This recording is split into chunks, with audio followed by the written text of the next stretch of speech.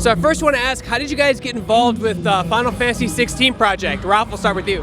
It was about 4 years ago now. I got sent the scripts, went in, had no idea what it was.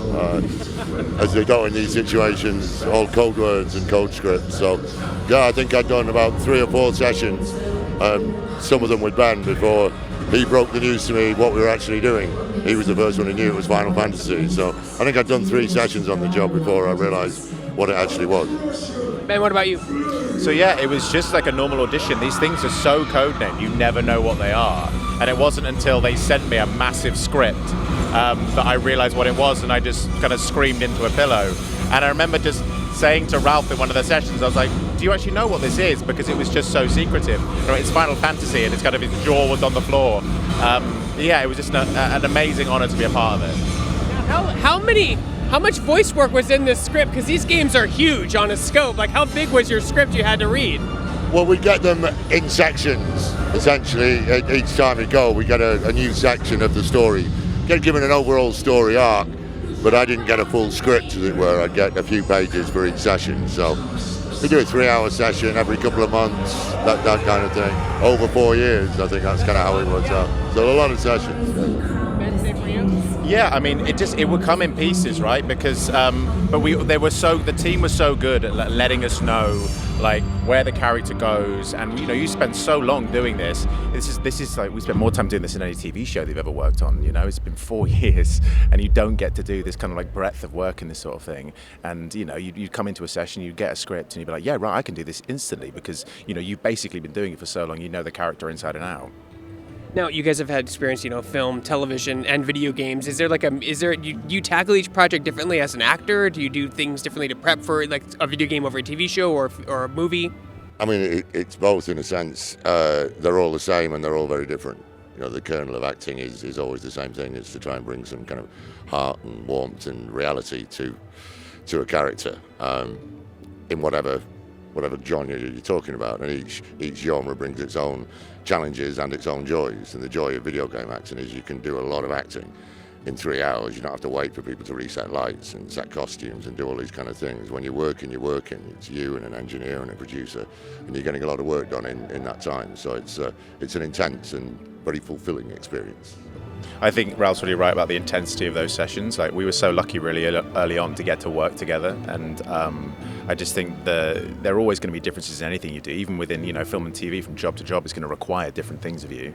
And you know, we were able to kind of get into this bit of a rhythm together and figure out what the relationship between Clive and Sid was going to be as a result of that, because we got to be in these sessions together, which, you know, in other jobs, in other voiceover jobs, you just don't get to do. Very rarely. And so again, this job felt different from other jobs.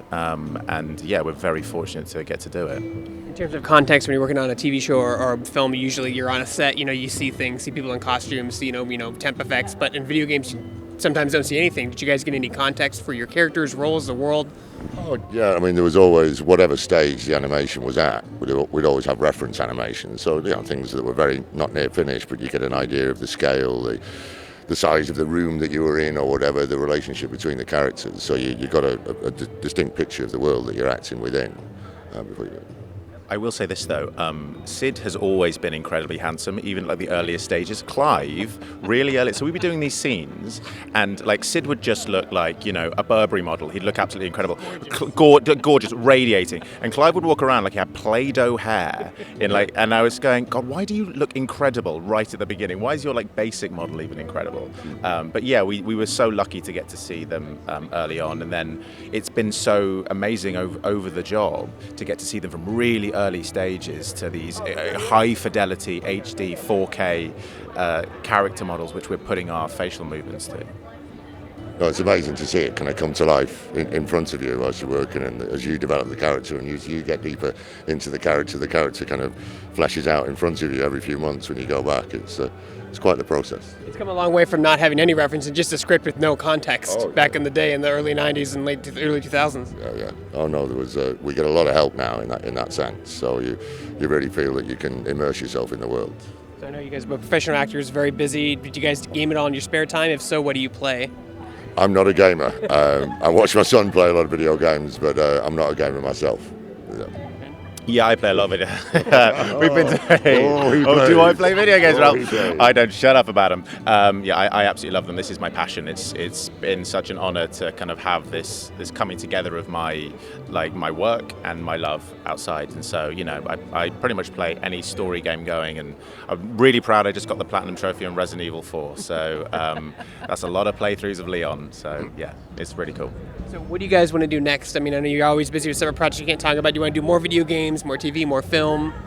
I mean, video games are great for an actor like me because you can fit them in. You can say the schedules can be the sessions can be scheduled in between around filming. So I'm always open to doing more video games. Definitely. I mean, Ralph is literally in every video game going right now. You can't move for June for Ralph being in video games. You can't. He's everywhere. You're just that good, Ralph. They need that voice. Yeah, yeah. But we're just talking about Final Fantasy 16. Yeah, I know. But yeah, I'd love to do it all, right? Like, this has been the most amazing thing to be a part of, and yeah, I'm so happy to do it. And even if I never worked in video games again, I would be super happy. If I got hit by a bus tomorrow, I'd die happy. But yeah, I'd love to do it all, man. It's an amazing honor to get to do it. Now, you guys did facial capture in video games before. You've never done full body mocap, but that's something you guys want to do in the future sometime? I have in the past. I did about 10 years ago. I did Assassin's Creed Black Flag, and that was full mocap in a studio in Montreal, and that was an amazing experience. Again, a completely different way of working to anything I've ever done before. But I thoroughly enjoyed it. So yeah, I'd be up for doing that. I haven't suited up, and I would absolutely love to. A load of my colleagues and friends do it, and they talk about how amazing it is to do, and it just looks like a lot of fun. So yeah, I'd love to. Where'd you guys pull inspirations for your characters? I know you probably get like a piece of art you look at. Here's your character. Do they just let you go crazy, or do they give you a little bit more direction? Yeah, there'll be a character breakdown that will give you a lot of his history and the relevant relationships within the story as a basic thing, and yeah, you flesh it out from there. But I mean, I'd say that one thing that both Ralph and I really kind of like to hone in on is going, yeah, you want to create the character, but you also want to bring it as much as you can to yourself, because if you're going to spend this long doing a character, you need to make it feel real and honest and find those moments of reality within the fantasy. So yeah, we get the description, and then we figure out how we can move ourselves around that and kind of bring them together in a nice harmony. Now, what's next for you guys? A little bit of a break? Right into the next project? What does the future hold for you guys? I'm going to Prague. I've just finished working in Prague. I'm going back to Prague to do an Apple TV series in there next month for a little while. So yeah, that's the next couple of months for me. Yeah, I'm very lucky. I have a production company with some great friends of mine, and yeah, we're working on our first feature, which is really exciting to do. Yeah.